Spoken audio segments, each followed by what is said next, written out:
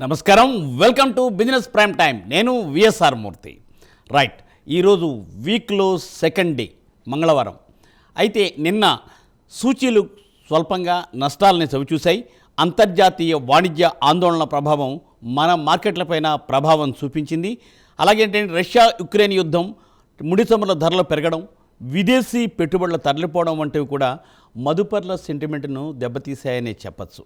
మరి ఈవేళ చూస్తే నిఫ్టీ ఈరోజు 60 పాయింట్లు తగ్గి ప్రస్తుతం 24,656 దగ్గర ఉంది. అలాగే సెన్సెక్స్ కూడా 220 పాయింట్లు డౌన్లో ఉంది. అయితే ఇది కేవలం ప్రారంభం మాత్రమే. ఇదంటే 5-6 గంటల్లో మార్కెట్లో మనకి ఏదైనా జరగచ్చు. అయితే దానికోసం అయితే మనం దీనికోసం అని చెప్పి మార్కెట్ని సునిశ్చితంగా విశ్లేషిస్తూ దీనికోసం బాగా స్టడీ చేస్తూ మనము ఎక్స్పర్ట్స్ సలహాలు కూడా పాజిబిలిటీ ఉన్నప్పుడు తప్పనిసరిగా ఎక్స్పర్ట్ సలహాలు తీసుకుని మనం ఈ మార్కెట్లో ముందుకు వెళ్తే లాభాలు ఆర్జించేటి కానీ, అలాగే మన దగ్గర ఉన్న స్టాక్స్ని యావరేజ్ చేసుకోవడానికి కానీ, లేకపోతే మన దగ్గర ఉన్న స్టాక్స్ను ప్రాఫిట్ బుక్ చేసుకోవడానికి కూడా మనకు అవకాశం ఉంటుంది. కాబట్టి మీకు తెలుసు కదా, ప్రైమ్ 9 స్క్రీన్ మీద నెంబర్స్ స్క్రోల్ అవుతూ ఉంటాయి. సో ఈవేళ మనతో జాయిన్ అవ్వబోయే స్పెషల్ గెస్ట్తో మనం మాట్లాడుతూ మనము ఆయన సలహాలు సూచనలు తీసుకుందాం. మరి ఈవేళ స్టాక్ మార్కెట్ ఎక్స్పర్ట్ ప్రసిద్ధులు శ్రీ మేకా వెంకట్ గారు మనతో జాయిన్ అవుతున్నారు. గుడ్ మార్నింగ్ మేకా వెంకట్ గారు. గుడ్ మార్నింగ్ మూర్తి గారు. గుడ్ మార్నింగ్ అండి. సో నిన్న స్టాక్ మార్కెట్లో నష్టాల్లో వచ్చాయి, ఇప్పుడు కూడా ప్రస్తుతం నష్టాల్లో ఉంది. అయితే ఇప్పుడు ప్రస్తుతం అది మనం మాట్లాడుకునే ముందర ఒక కాల్ ఉన్నారండి, రంగారావు గారు. గుడ్ మార్నింగ్ రంగారావు గారు. నమస్తే అండి. కెనరా బ్యాంక్ 108లో ఉన్నాయండి, మహారాష్ట్ర బ్యాంక్ 55లో ఉన్నాయి, యూకో బ్యాంక్ 38-40లో ఉన్నాయి. ఇవి ఉంచుకోవచ్చా? బయటికి రావాలంటే ఎప్పుడు రావాలి? మూడు కూడా హోల్డ్ చేసుకోవచ్చండి. మూడు బ్యాంకులు కూడా మీరు లాంగ్ టర్మ్ హోల్డ్ చేసుకునేవే, ఇబ్బంది ఏమీ లేదు. So Canara bank, Maharashtra bank and UCO bank మూడు చెప్పారు. మూడు కూడా చాలా బుల్లిష్గా కనిపిస్తున్నాయి. లాంగ్ టర్మ్ హోల్డ్ చేయండి మూడు. Right sir. అది రంగారావు గారు, అది సూచన. సో సార్ వెంకట్ గారు సార్ చెప్పండి. ఈవేళ కొద్దిగా మరి స్టాక్ మార్కెట్స్ మళ్ళీ నిన్నటి నష్టాల్లో ఉన్నాయి, మరి ఈరోజు కూడా నష్టాల్లో ఉన్నాయి. అసలు సార్ ఎలా ఉండబోతోంది? అసలు కొద్దిగా మనకి శుక్రవారం రోజున ఆర్బీఐ మానిటరీ పాలసీ వచ్చే వరకు కూడానండి, ఈ 2-3 రోజులు మార్కెట్లు కొంచెం అప్స్ అండ్ డౌన్స్. అంటే నిన్న మనకి డౌన్లో ఓపెన్ అయినా కూడా క్లోజింగ్కి పైకే వచ్చిందండి. అంటే మనం చూసే టైంకి 30 పాయింట్ల నష్టం, 40 పాయింట్ల నష్టం లాగా కనిపిస్తుంది. కానీ సాధారణంగా అనలిస్టులుగా మేము ఎలా చూస్తాము అంటే ఓపెనింగ్ నుంచి క్లోజింగ్కి పాజిటివ్లో అయిందా నెగిటివ్లో అయిందా అనేది చూస్తాం. ఓకే. సో నిన్న గమనిస్తే ఓపెనింగ్ నుంచి క్లోజింగ్ పాజిటివ్లో అయిందండి. Very nice. So it's a good news అండి. కాకపోతే అది ఎంతవరకు సస్టైన్ అవుతుంది అంటే, మీరు స్టార్టింగ్లో చెప్పారు ఉక్రెయిన్ యుద్ధ భయాలు కొద్దిగా ఉన్నాయి. అలాగే ట్రేడ్ టారిఫ్లు మనం ఏవైతే అయిపోయినాయి అని అనుకున్నామో అవి మళ్ళీ కూడా స్టార్ట్ అవబోతున్నాయి. చైనా అమెరికాకి సంబంధించి కానీ, ఇండియా అమెరికాకి సంబంధించి కానీ కొత్తగా ట్రేడ్ టారిఫ్ల వార్ స్టార్ట్ అవబోతోంది. దానికి తోడు ప్రతిరోజు కూడా మనం గమనిస్తున్నాం కరోనా కేసులు కొద్దిగా కూడా పెరుగుతూ ఉన్నాయి. సో వీటన్నిటిని చూసుకుంటే మదుపర్లు ఎవరైతే ఉన్నారో వాళ్ళు కొద్దిగా, అంటే ఎఫ్ఐలు ముఖ్యంగా ఫారిన్ ఇన్స్టిట్యూషనల్ ఇన్వెస్టర్స్ ఎవరైతే ఉన్నారో వాళ్ళు ఈ స్వల్ప లాభాలని కొద్దిగా తీసుకుని కొంచెంగా ఎగ్జిట్ అవుతున్నారండి. మార్కెట్లో మళ్ళీ స్టేబుల్ పరిస్థితులు ఎప్పుడైతే కనిపిస్తాయో అప్పుడు మళ్ళీ ఇన్వెస్ట్ చేద్దాం అనే ఉద్దేశంతో ఈ స్వల్ప లాభాలను తీసుకుని కొద్దిగా ఎగ్జిట్ అవుతున్నారు. రైట్ వెంకట గారు, ఈ మార్కెట్లో స్వల్ప లాభాలు ఎగ్జిట్ అయ్యే పాయింట్ దగ్గర మళ్ళీ మనం మాట్లాడదాం. సో నాగార్జున గారు హైదరాబాద్ నుంచి. గుడ్ మార్నింగ్ నాగార్జున గారు. సార్ వెంకట గారు good morning sir. Good morning అండి. Sir Dharmaj corporate sir, 2 Hikal, Kolte Patil buying price sir.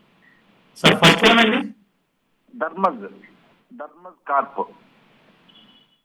DHARMAG, Dharmaj corp. Hikal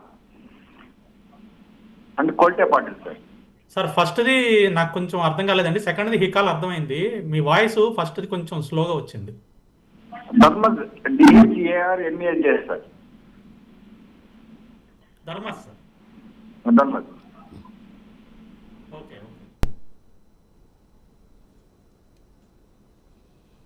right sir. So మనది ఫస్ట్ కొంచెం నాకు డేటా రావట్లేదండి. హికాల్ గురించి చెప్పుకుందాం. హికాల్ ఫ్రెష్ ఎంట్రీ గురించి అడుగుతున్నారండి. ఫ్రెష్ ఎంట్రీ తీసుకోవచ్చు సార్. హికాల్ 378.55 మనకి మంచి ప్రైజ్లో, అంటే సపోర్ట్ లెవెల్స్ దగ్గరే ఉంది హికాల్ అనేది. రీసెంట్గా చూసుకుంటే 457 దగ్గర నుంచి కూడా కంటిన్యూస్గా ఫాల్ అయితే వస్తూ ఉంది.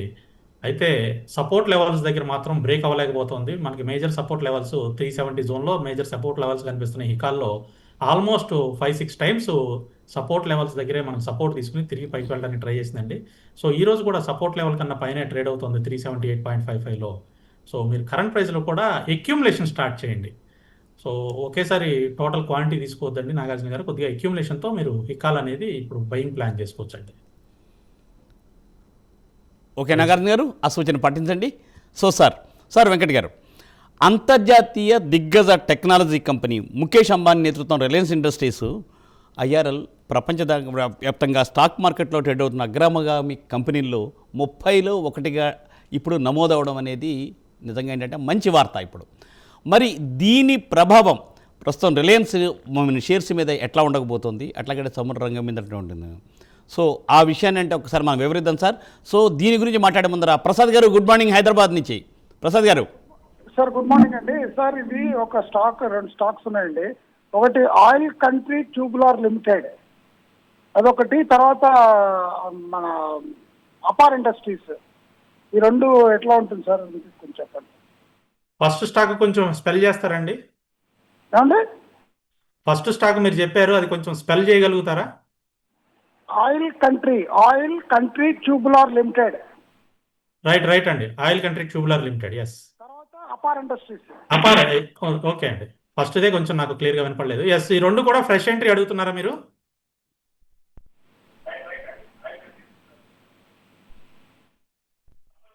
మూర్తి గారు, వారు ఫ్రెష్ ఎంట్రీ అడుగుతున్నారండి. చేసి మాట్లాడండి. అవును సార్. ఓకే అండి. ఆయిల్ కంట్రీ కొద్దిగా మనం వెయిట్ చేద్దాం సార్. ఇంకొంచెం డౌన్ వచ్చే సూచనలు కనిపిస్తున్నాయి. ప్రస్తుతం ₹70.53 ట్రేడ్ అవుతుంది. ఇంకొంచెం కిందకి రావడానికి ఎక్కువ ఛాన్సెస్ కనిపిస్తున్నాయండి. దాదాపుగా ₹64 వరకు రావడానికి మనకి ప్రస్తుతం అయితే టెక్నికల్స్ చెప్తున్నాయండి. మీరు ఫ్రెష్గా ఎంట్రీ తీసుకుందాం అనుకుంటే ₹64 దగ్గరికి వచ్చిన తర్వాత 64 నుంచి 64.50 మధ్యలో వచ్చినప్పుడు ఎంట్రీ ప్లాన్ చేయండి. సో లాస్ట్ 2 డేస్ నుంచి గమనిస్తూ ఉంటే నిన్న కానీ ఈ రోజు కానీ మనకి ఓపెనింగ్ దగ్గర నుంచి కూడా కిందకే వచ్చేస్తుంది. సో 64 నుంచి 64.50 మధ్యలో వచ్చినప్పుడు ఎంట్రీ ప్లాన్ చేయండి. అలాగే అపార్ ఇండస్ట్రీస్ వచ్చేసి కరెంట్ ప్రైస్లో వద్దండి. 8,425 దాటిన తర్వాత 8,425 దాటిన తర్వాత అపార్ ఇండస్ట్రీస్లో ఎంట్రీ ప్లాన్ చేయండి. ఈ రోజు 8,177లో ప్రస్తుతం ట్రేడ్ అవుతుందండి. దాదాపుగా 1.45% పెరిగింది. అయితే ఇంకా కన్సాలిడేషన్ జోన్లోనే ఉంది. అందువల్ల ప్రస్తుతం ఎంట్రీ అనేది చెప్పట్లేదు నేను. 8,425 దాటితే మాత్రం మనకు మంచి బ్రేక్అవుట్ జరుగుతుందండి టెక్నికల్గా. ఆ ప్రైస్ తర్వాత తీసుకోండి. రైట్ ప్రసాద్ గారు, ఆ సూచన తప్పనిసరిగా మీరు పాటించి మీరు లాభం పొందాలని మేము ఆశిస్తున్నాం. రైట్, మరి చిత్తూరు నుంచి రాజు గారండి. గుడ్ మార్నింగ్ రాజు గారు. Good morning sir. ఒక సజిలిటీ ఇండియా. చెప్పండి, వింటున్నారు వెంకట్ గారు, వింటున్నారు, చెప్పండి. TCPL packaging, VMS industry. Sir ఒకసారి రిపీట్ చేయగలుగుతారా? సార్ ఇది Sagility India. Sagility, okay. TCPL packaging. TCPL package, okay. VMS industries, మన ship builders. VLS sir VMS industries. Sir అన్ని ఫ్రెష్ బై సార్. అన్ని ఫ్రెష్ పై అడుగుతున్నారు, ఓకే. అవును సార్. సో సగిలిటీ అంటే ఎందుకు తీసుకుందాం అనుకుంటున్నారు? సగిలిటీ మనకి రీసెంట్గా అంటే లిస్టింగ్ అయిన తర్వాత బాగానే పెరిగిందండి. మనకి నవంబర్ 12వ తారీఖున లిస్టింగ్ జరిగింది. లిస్టింగ్ తర్వాత బాగా పెరిగింది, కానీ ఇప్పుడు బాగా కన్సాలిడేషన్ ఉందండి. సో ప్రస్తుతం ఈ ప్రైజ్లో వద్దండి, కొంచెం వెయిట్ చేద్దాం. ఎందుకంటే రీసెంట్గా రిజల్ట్స్ కూడా అనుకున్నంత ఎక్స్పెక్టేషన్తో రాలేదండి. అంటే ఎర్నింగ్స్ వచ్చేసి కొంచెం నిరుత్సాహపరిచినాయి. రెవెన్యూ మాత్రం బాగానే ఉంది, కానీ ఎర్నింగ్స్ అంత బాగాలేదు. కొంచెం మిక్స్డ్ రిజల్ట్స్ వచ్చినాయి. రిజల్ట్స్ వచ్చిన తర్వాత నుంచి కూడా సెక్యూరిటీ అనేది బాగా డౌన్ అవుతా వచ్చింది మీరు గమనిస్తే. సో మీరు ఒకవేళ ఫ్రెష్ ఎంట్రీ తీసుకుందాం అనుకుంటే మాత్రం ఈ ప్రైస్లో వద్దండి. ₹42 దాటిన తర్వాత ఫ్రెష్ ఎంట్రీ ప్లాన్ చేయండి, ఇప్పుడే వద్దు. TCPL ప్యాకేజింగ్ వచ్చేసి కరెంట్ ప్రైస్లో కూడా మీరు తీసుకోవచ్చండి. ₹3,910 ట్రేడ్ అవుతుంది. కరెంట్ ప్రైస్లో కూడా మీరు TCPL ప్యాకేజింగ్ తీసుకోండి. అంటే కొంచెం డౌన్లో ఉంది, కానీ పర్వాలేదు, తీసుకోవచ్చు. VMS ఇండస్ట్రీస్ కొంచెం వెయిట్ చేద్దాం సార్, ఇప్పుడే వద్దు, ఈ ప్రైస్ వద్దు. ₹40.50 దాటిన తర్వాత మాత్రమే ఫ్రెష్ ఎంట్రీ తీసుకోండి. 36.80లో ట్రేడ్ అవుతుంది ఈరోజు. ₹40.50 దాటిన తర్వాత మాత్రమే దీంట్లో ఫ్రెష్ ఎంట్రీ, అంటే VMS ఇండస్ట్రీస్. రైట్ రాజు గారు, ఓకే సార్, మరో కాలర్ లైన్లో ఉన్నారండి ప్రసాదరావు గారు హైదరాబాద్ నుంచి. గుడ్ మార్నింగ్ ప్రసాదరావు గారు. గుడ్ మార్నింగ్ అండి. ఈ గ్రాన్యూల్స్ ఇండియా తీసుకోవచ్చండి ఇప్పుడు? గ్రాన్యూల్స్ ఇండియా అండి అవునండి. 528.60లో ట్రేడ్ అవుతుందండి. 545 దాటితే బెటర్ అండి గ్రాన్యూల్స్ ఇండియా. 545 దాటిన తర్వాత ఎంట్రీ ప్లాన్ చేయండి, ఇప్పుడే వద్దండి. కొంచెం మనకి రిజల్ట్స్ కూడా రీసెంట్ రిజల్ట్స్ కూడా కొంచెం వీక్గా ఉన్నాయండి. వీక్ రిజల్ట్స్ ఇచ్చింది, దాంతో కన్సల్టేషన్ జరుగుతుంది. అందుకని 540 దాటిన తర్వాత మనకి రెసిస్టెన్స్ లెవెల్ బ్రేక్ అవుతుందండి. ఆ ప్రైస్ దాటిన తర్వాత ఎంట్రీ ప్లాన్ చేయండి. రైట్ ప్రసాదరావు గారు. So sir Venkat sir, sir చెప్పండి. ట్రెండ్ ఆర్టిఫిషియల్ ఇంటెలిజెన్స్ అని ఒక నివేదిక ఇచ్చింది సార్. అంతర్జాతీయ దిగ్గజ టెక్నాలజీ ముఖేష్ అంబానీ దీంట్లో ఏంటంటే భారత అగ్రమ టెక్ కంపెనీ 30th పొజిషన్లో ఉండింది. సో ఈ వార్త తప్పనిసరిగా మదుపర్లకి మంచి సువార్తే. సో రిలయన్స్ ఇండస్ట్రీస్ అట్లాగంటే రిలేటెడ్ షేర్స్ మంచి లాభాలార్జి ఎలా ఉండబోతోంది? టెక్నాలజీ షేర్స్ అనేది ఎప్పుడు కూడా ఎవర్ గ్రీన్ అండి. మీరు గమనిస్తే టెక్నాలజీ స్టాక్స్ మొదటి నుంచి కూడా సార్ ఒక బుల్లిష్ మొమెంటంలోనే ట్రేడ్ అవుతా ఉన్నాయి. అంటే కిందకి పడినప్పుడల్లా కొనుక్కుంటూ ఉంటే టెక్నాలజీ స్టాక్స్ ఫ్యూచర్ అంతా కూడా మీకు తెలిసిందే. ఎక్కడ చూసినా కూడా ఇప్పుడు ఏఐ అని అంటున్నారు, మెషిన్ లెర్నింగ్ అంటున్నారు. ఎక్కడ చూసినా కూడా ఆర్టిఫిషియల్ ఇంటెలిజెన్సే ఎక్కువ మనకి రోల్ ప్లే చేస్తుంది. మన లైఫ్లో కూడా నెక్స్ట్ అంతా కూడా చాలా వరకు ఆర్టిఫిషియల్ ఇంటెలిజెన్స్ ద్వారానే మనకి ఎక్కువ అన్ని ప్రదేశాల్లో కూడా దీని రోల్ ప్లే చేస్తుంది. అంటే టెక్నాలజీ రాను రాను కూడా ఇంకా మన జీవితాల్లోకి చొచ్చుకుపోతుంది. కాబట్టి టెక్నాలజీకి సంబంధించి అన్ని స్టాక్స్ కూడా అంటే ఏవైతే న్యూ టెక్నాలజీస్ని అడాప్ట్ చేసుకుని కంపెనీస్ ఏవైతే ముందుకు వెళ్తున్నాయో అలాంటి స్టాక్స్ అన్నీ కూడా మనం బై చేసుకోవచ్చండి. ఇవన్నీ రాబోయే రోజుల్లో చాలా మంచి రిటర్న్స్ అయితే ఇస్తాయండి. అంటే టెక్నాలజీ మీద ఆల్రెడీ ఇన్వెస్ట్ చేసే కంపెనీల్లో కూడా మనం ఇన్వెస్ట్ చేయడం వల్ల మంచి లాభాలు అందించాలని అనుకోవచ్చా సార్? ఎస్ సార్, అవునండి. ఎందుకంటే తప్పనిసరిగా ఏంటంటే ఆల్మోస్ట్ టెక్నాలజీ మీద ఫైనాన్షియల్ ఇన్స్టిట్యూషన్స్ కానీ అలాగే ఏంటంటే పెద్ద పెద్ద కార్పొరేట్ ఆఫీసులు కానీ తప్పనిసరిగా టెక్నాలజీ మీద ఇస్తూ ఉంటాయి కాబట్టి. సో సార్ అంటే ఓన్లీ కేవలం సజెషన్, ఇది కేవలం ప్రేక్షకులకు సజెషన్ మాత్రమే. అయితే జనరల్గా అలాంటివి లైక్లీ, కానీ సార్ దాంట్లో ఉండే రిస్క్ మాత్రం ప్రేక్షకులదే. కానీ సార్ అలాంటివి అంటే ఒకటండి చెప్పండి. అంటే మనం మీకు తెలిసిన మూర్తి గారు, మనం స్టాక్ రికమెండేషన్ అనేది Yes, చెప్పకూడదు. చేయము. ఆ ఉద్దేశంతోనే నేను సెక్టర్ వైజ్ గా చెప్తున్నాను, ఐటీ సెక్టర్ Nice, చెప్తున్నాను, nice, కానీ yes. స్టాక్ గా మనం చెప్పకూడదు. Right sir, right sir. Sir so sir మరి ఇప్పుడు ఏంటంటే సార్ డిఫెన్స్ స్టాక్స్ ఎట్లా ఉండబోతున్నాయి? డిఫెన్స్ స్టాక్స్ చాలా బాగుంటాయండి రాబోయే రోజుల్లో. మ్మ్, మ్మ్. రీజన్ ఏంటంటే మీరు రీసెంట్ గా కూడా గమనించారు, ఆపరేషన్ సింధూర్ సంబంధించి దాంట్లో sir. చాలా వరకు కూడా మేక్ ఇన్ ఇండియా ఉత్పత్తులనే వాడారు. ప్రధానమంత్రి గారు వారు చెప్పిన ప్రసంగంలో కూడా మనకి దేశీయంగా తయారు చేసిన రక్షణ ఉత్పత్తులనే మనం ఉపయోగించాం అనేది. Sir. సో కమింగ్ డేస్ లో కూడా దేశీయ ఉత్పత్తి రంగానికి వారు చాలా పెద్ద బూస్టింగ్ అనేది ఇస్తున్నారండి. అవునండి. అలాగే ఆపరేషన్ సింధూర్ అయిన తర్వాత కూడా 50,000 కోట్లు మళ్ళీ రక్షణ రంగానికి రిలీజ్ చేశారు. అడిషనల్ గా బడ్జెట్ లో వచ్చిన ఫండ్స్ కాకుండా అడిషనల్ గా కూడా రిలీజ్ చేశారు. సో ఏవైతే కొత్త స్టార్టప్ కంపెనీస్ అంటే డిఫెన్స్ రంగంలో పనిచేయడానికి ఆసక్తి చూపించే కొత్త స్టార్టప్ కంపెనీస్ కానీ వాటికి కానీ చాలా వరకు ప్రోత్సాహకాలు కూడా అనౌన్స్ చేశారండి. సో డిఫెన్స్కి సంబంధించిన స్టాక్స్ ఏవైతే స్టార్టప్స్ కానీ ఆల్రెడీ ఉన్నాయి కానీ అవన్నీ కూడా రాబోయే రోజుల్లో పెద్ద ఎత్తున పెరగడానికి సూచనలు ఉన్నాయి. రీజన్ కూడా ఏమీ లేదండి, మనకి ఎక్కువగా ఎక్స్పోర్ట్స్ అంటే డిఫెన్స్ రంగానికి సంబంధించిన ఎక్స్పోర్ట్ ఆర్డర్స్ ఎక్కువగా మన దేశానికి రావడానికి ఎక్కువ ఛాన్సెస్ అయితే ఉన్నాయండి. ఆల్రెడీ కూడా చాలా వరకు పైప్ లైన్లో ఉన్నాయి అనేది సమాచారం. కాబట్టి నెక్స్ట్ కమింగ్ డిఫెన్స్ సెక్టర్ అలాగే IT sector Nice, sir. Thank you. కూడా ఎక్కువగా పెరగడానికి సూచనలు ఉన్నాయి. Right sir, thank you, thanks for good input sir. So sir next Mahipal గారు, good morning. Good morning sir. మాట్లాడండి సార్. సార్ నాది అరబిందో ఫార్మా ఉంది సార్, అది 1176 రూపాయలకు తీసుకున్నాను. అది హోల్డ్ చేయమంటారా తీసేయమంటారా? లాస్ చాలా లాస్లో ఉంది. 1170 అండి, 76 సార్. 1136, 76 1176 రూపాయలు సార్. 1176. yes. అరవిందో ఫార్మా కొంచెం రిజల్ట్స్ బాగాలేవండి లాస్ట్ 5 క్వార్టర్స్ నుంచి కూడా. అంటే ఇప్పుడనే కాదు, లాస్ట్ 5 క్వార్టర్స్ నుంచి కూడా అరవిందో ఫార్మా రిజల్ట్స్ అనేవి అంత అనుకున్నంతగా లేవు, ఆశాజనకంగా లేవు. ఇది ఇంకా కొంచెం కిందకి రావడానికే ఎక్కువ ఛాన్సెస్ ఉన్నాయండి. 1131లో ట్రేడ్ అవుతుంది ప్రస్తుతం. మీరు దాదాపుగా ఒక 46 రూపీస్ 45 రూపీస్ లాస్లో ఉన్నారు.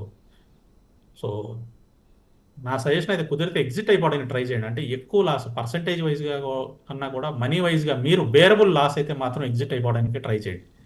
బేరబుల్ లాస్ అయితే ఎగ్జిట్ అయిపోయి ఐదర్ ఐటీ స్టాక్స్లో కానీ లేకపోతే పిఎస్యు బ్యాంకింగ్ సెక్టర్ కానీ పిఎస్యు బ్యాంకింగ్లో కానీ మీరు ఇన్వెస్ట్ చేయండి. రైట్, అది మహిపాల్ గారు మీకు సూచన. సో మరో కలర్ లైన్లో ఉన్నారండి మిర్యాలగూడ నుంచి రమేష్ గారు, good morning. Good morning sir, Venkata గారితో మాట్లాడండి. నమస్తే అండి. హలో, నమస్తే సార్. ఈ పికాగోర్ 950లో ఉన్నాయండి. ఇంకోటి ఎక్సైడ్ బ్యాటరీ 490లో హోల్డింగ్స్ లో ఉన్నాయి. యాడ్ చేసుకోమంటారా? ఫస్ట్ స్టాక్ టిటాగర్ అండి. అవునండి, బాగా 950లో. సెకండ్ అండి second Exide battery Exide batteries 490లో ఉన్నాయండి. 490లో ఉన్నాయి.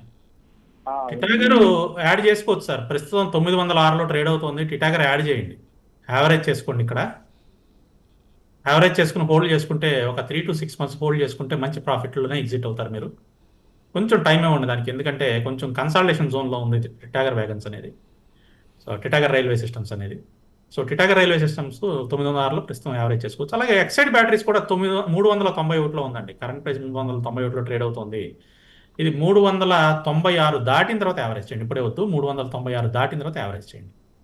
కొంచెం కన్సల్టేషన్ జోన్ కనిపిస్తుంది. బ్రేక్అవుట్ అయిన తర్వాత మనం యావరేజ్ చేస్తే అక్కడి నుంచి తొందరగా పైకి పెరగడానికి ఎక్కువ ఛాన్సెస్ ఉన్నాయి. సో రైట్ రమేష్ గారు, అది సో సార్ మరి ఇప్పుడు ఆర్బీఐ ఏంటంటే ఫ్రైడే నాడు మీటింగ్ ఉందని మీరే ఇంట్రడక్షన్లో చెప్పారు సార్ వెంకట్ గారు. సో సార్ ఆర్బీఐ మీటింగ్లో లైక్లీ ఎలా ఉండకపోతుంది, అంటే రేట్స్ ఏమైనా తగ్గించే అవకాశం ఉందా, ఎట్లా ఉండొచ్చు అని? 25 basis points అనేది తగ్గించడానికి ఎక్కువ ఛాన్సెస్ కనిపిస్తున్నాయండి. అయితే ఎస్బీఐ వాళ్ళ రీసెర్చ్ రిపోర్ట్ ప్రకారం 50 basis points వరకు కూడా తగ్గించడానికి ఛాన్సెస్ ఉన్నాయని చెప్పి ఎస్బీఐ వాళ్ళ రీసెర్చ్ రిపోర్ట్ మొన్న రీసెంట్గా పబ్లిష్ చేశారండి. బట్ జనరల్గా market is expecting 25 basis points అండి. 25 basis points మళ్ళీ ఇంట్రెస్ట్ రేట్లు కట్ చేయడానికి ఎక్కువ ఛాన్సెస్ కనిపిస్తున్నాయి. మరి ఇంట్రెస్ట్ రేట్లు తగ్గితే ఆటోమేటిక్గా ఫిక్స్డ్ డిపాజిట్ రేట్స్ కూడా తగ్గుతాయి కదా సార్. అయితే ఏంటంటే డిపాజిట్ రేట్లు తగ్గుతాయి కానండి, ఇది మనకి కంపెనీలకి చాలా వరకు బెనిఫిషియరీ. ఏ విధంగానంటే ఇంట్రెస్ట్ రేట్లు తగ్గినప్పుడు మనకి లోన్లు తీసుకుంటే దాని మీద ఈఎంఐలు అవన్నీ కూడా తగ్గుతాయి కదా. కరెక్ట్. సో వారందరికీ కూడా ఓవర్ హెడ్స్ తగ్గుతాయి కదా, తగ్గుతాయండి. మ్యానుఫ్యాక్చరింగ్ ఇండస్ట్రీస్ అంతా కూడా కోట్లలో లోన్లు తీసుకుంటారు. అవునండి. 25 basis points అంటే మనకి చాలా చిన్నగా కనపడుతుంది, కానీ కోట్ల లోన్ తీసుకునే వాళ్ళకి అది చాలా పెద్ద అమౌంట్. ఓవర్ హెడ్స్ చాలా వరకు తగ్గుతాయండి. రైట్ అండి, తప్పనిసరిగా ఏంటంటే అలాంటి మంచి పరిణామం సంభవించాలని, అలా జరగాలని కోరుకుందాం. సో సార్ శ్రీకాకుళం నుంచి రమేష్ గారు, గుడ్ మార్నింగ్ రమేష్ గారు. Sir good morning sir. Venkata గారితో మాట్లాడండి. గత 1 week నుంచి మిమ్మల్ని బాగా ఫాలో అవుతున్నాం సార్, చాలా బాగా చెప్తుండ్రు. Thank you sir. అయితే యాక్చువల్లీ నేను తెలియక ఈజ్ మై ట్రిప్ అనే షేర్ ₹1,00,000 పెట్టాను సార్. అంటే 4,000 షేర్లు ₹25 లెక్క కొనేసాను సార్. 25లో కొన్నారా? 25లో కొన్నాను సార్. ఎప్పుడు తీసుకున్నారండి మీరు? అంటే అంటే అవ్వక ముందే కొన్నాను సార్. యాక్చువల్లీ స్ప్లిట్ అవ్వకుండా తీసుకున్నారా? ఓకే. ₹25 లెక్క కొన్నాను సార్. లాస్ట్ ఇయర్ అక్టోబర్ అట్లా తీసుకున్నారు? అవును సార్, అవును సార్. ఓకే. సో కొంచెం ఈజ్ మై ట్రిప్ అనేది అంత బాగాలేదండి. అంటే ఇంకా డౌన్ ట్రెండ్ రావడానికి ఎక్కువ ఛాన్సెస్ కనిపిస్తున్నాయి. ఈరోజు ₹11లో ట్రేడ్ అవుతుంది. అంటే కార్పొరేట్ యాక్షన్ జరిగిన తర్వాత అడ్జస్ట్ అయిన ప్రైస్ చెప్తున్నాను, ₹11లో. కుదిరితే కొంచెం స్పైక్స్ వచ్చినప్పుడు, మధ్యలో కొంచెం పెరిగినప్పుడు ఎగ్జిట్ అయిపోవడానికి ట్రై చేయండి. కొంచెం తక్కువ లాస్లో అయినా కూడా ఎగ్జిట్ అయిపోవడానికి ట్రై చేయండి. మధ్యలో చిన్న చిన్న న్యూస్ ఏదైనా వచ్చినప్పుడు చిన్న స్పైక్స్ వస్తూ ఉంటాయండి, కొంచెం పెరుగుతూ ఉంటుంది సడన్గా. ఆ టైంలో ఎగ్జిట్ అయిపోవడానికి ట్రై చేయండి ఈ స్టాక్ నుంచి. భవిష్యత్తులో ఇప్పుడప్పుడే పెరిగే సూచనలు అయితే కనిపించట్లేదు. రైట్ రమేష్ గారు, అది మీ సూచన. సో తప్పనిసరిగా మీరు రోజు ఫాలో అవుతూ ఉండే ఏంటంటే ఫండమెంటల్ స్ట్రాంగ్గా ఉండే కంపెనీస్ ఏమున్నాయి ఏంటనేది మనం ఈ ప్రోగ్రాంలో వాళ్ళ వెంకట్ గారు అట్లాగే ప్రభు గారు అంతా మనం డిస్కస్ చేస్తూ ఉంటాము. కాబట్టి అంటే మీకు కూడా కొంత అవగాహన రావడం వల్ల ఏంటంటే ఆటోమేటిక్గా మీరు దాంట్లోంచి బయటకు వచ్చి మీ నష్టాలను పూడ్చుకునే అవకాశం ఉంటుంది. కాబట్టి ఏంటంటే తప్పనిసరిగా అలా చూస్తూ రోజు మా ప్రోగ్రామ్ ఫాలో అవుతూ please call me. So sir, so next caller is Vijay from Hyderabad. నమస్తే విజయ్ గారు, నమస్తే సార్. మాట్లాడండి వెంకట్ గారితో. ఎస్ఈపిసి సార్ చెప్పండి. మరొకసారి కొద్దిగా క్లియర్గా చెప్పండి. ఎస్ఈపిసి sir. SEBC. ఎస్ఈపిసి. Yes for Singapore, ఈ ఫర్ ఎలిఫెంట్ అండి. ఎస్ఈపిసి లిమిటెడ్. ఎస్ సరే సార్ చెప్పండి. సార్ అది దగ్గర 29 ఉంది. 29లో తీసుకున్నారు? అవును సార్. ఎప్పుడండి? Last year అక్టోబరా? సార్ ఒక 20% లాస్ ఉంది సార్, అది ఎట్లా సార్? సో ఎస్ఈపిసి కూడా ఇంకా డౌన్ వచ్చేటట్లే కనిపిస్తోందండి. సేమ్ అండి, మన ఇందాట ఈజ్మై ట్రిప్ ఏదైతే ఉందో ఇది కూడా అదే పరిస్థితిలో ఉంది. టెక్నికల్గా చాలా వీక్గా ఉందండి ఈ స్టాక్. కుదిరితే మధ్యలో ఏదైనా స్పైక్స్ వచ్చినప్పుడు ఎగ్జిట్ అయిపోండి, అంటే కొంచెం పెరిగినప్పుడు మధ్యలో ఎగ్జిట్ అయిపోవడానికి ట్రై చేయండి ఎస్సీపీసీ నుంచి. అంటే మీ ప్రైస్ వరకు రావడానికి ఛాన్సెస్ చాలా తక్కువగా కనిపిస్తున్నాయి. సో మధ్యలో ఏదన్నా కొంచెం లాసులు తగ్గినప్పుడు, కొంచెం పెరిగినప్పుడు ఎగ్జిట్ అయిపోవడానికి ట్రై చేయండి. ఇది కొంచెం పెరిగే సూచనలు అయితే ప్రస్తుతం అయితే లేవు. Right sir. సార్ మరో కాలర్ లైన్లో ఉన్నారు, చంద్ర గారు తిరుపతి నుంచి. నమస్తే అండి.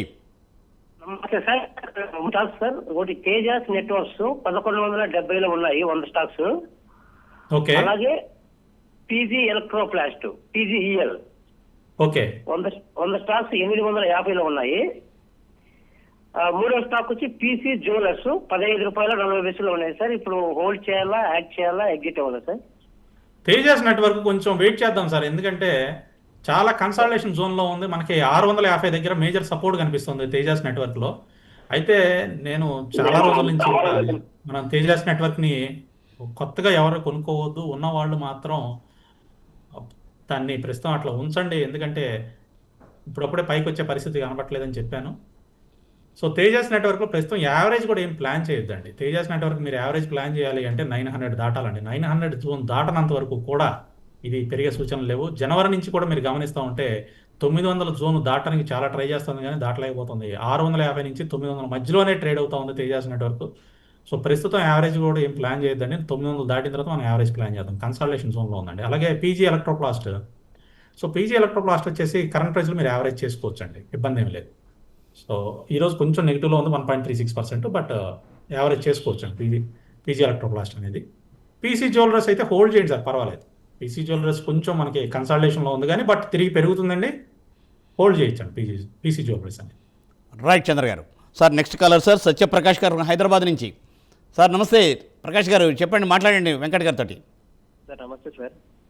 నమస్తే అండి. సుబెక్స్ లిమిటెడ్ గురించి చెప్పరా? సుబెక్స్ లిమిటెడ్ సార్ కొంచెం గట్టిగా మాట్లాడగలుగుతారా, వినపట్టలేదు. Subex limited Subex limited, okay చెప్పండి. సుబెక్స్ లిమిటెడ్ ఎంతలో తీసుకున్నారు?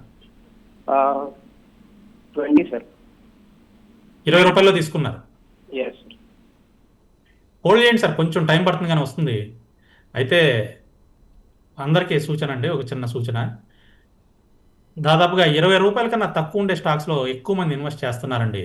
₹20 కన్నా తక్కువ ఉండే స్టాక్స్లో మీరు ఇన్వెస్ట్మెంట్ చేయొద్దని నేను అంటలేదు, కానీ తక్కువ అమౌంట్లు పెట్టండి. ఎందువల్లంటే మోస్ట్ ఆఫ్ ది టైమ్ ₹20 కన్నా తక్కువ ఉండే స్టాక్స్ మనకి పెరగడానికి చాలా ఎక్కువ టైం పడుతుందండి, తొందరగా పెరగవు. సో ఒకవేళ పడిపోయే పరిస్థితులు ఉంటాయి, మార్కెట్ పరిస్థితులు బాగోకపోతే మాత్రం తొందరగా ఫాలో అవుతూ ఉంటాయి. మైక్రో క్యాప్స్ అంటాం వీటిని.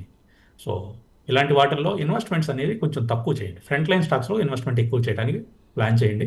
సుబెక్స్ లిమిటెడ్ని అయితే హోల్డ్ చేయొచ్చండి, కొంచెం టైం పడుతుంది, వస్తుందండి మీ ప్రైస్కి. రైట్. సో అది సత్యప్రకాష్ గారు. అలాగే మిగిలిన ఇన్వెస్టర్స్ కూడా నిజంగా సార్ చెప్పినట్లుగా ఏంటంటే ఫండమెంటల్ స్ట్రాంగ్గా ఉండే వాటిలో చేస్తూ తప్పనిసరిగా సార్ చెప్పిన సూచనని పాటించండి, మంచి లాభాలు ఆర్జించండి.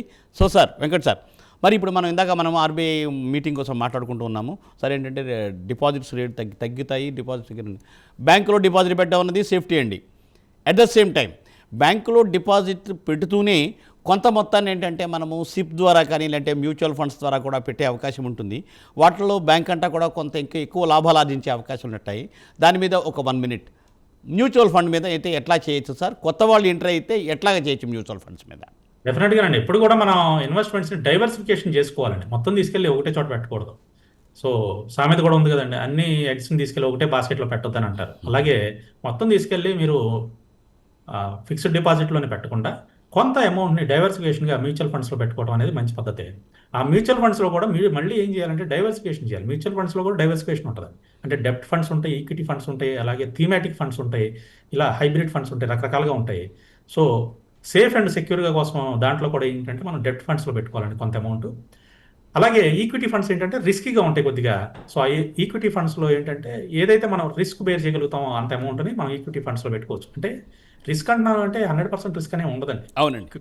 ఈక్విటీ మ్యూచువల్ ఫండ్స్లో ఏంటంటే మనకి మార్కెట్ పెరిగేటప్పుడేమో కొంచెం ఎక్స్పోనెన్షియల్గా ఇచ్చేస్తూ ఉంటాయి రిటర్న్స్, తగ్గిపోయేటప్పుడు కూడా అలాగే పడిపోతూ ఉంటాయి. అందుకని అప్స్ అండ్ డౌన్స్ ఎక్కువ ఉంటాయి అన్నమాట.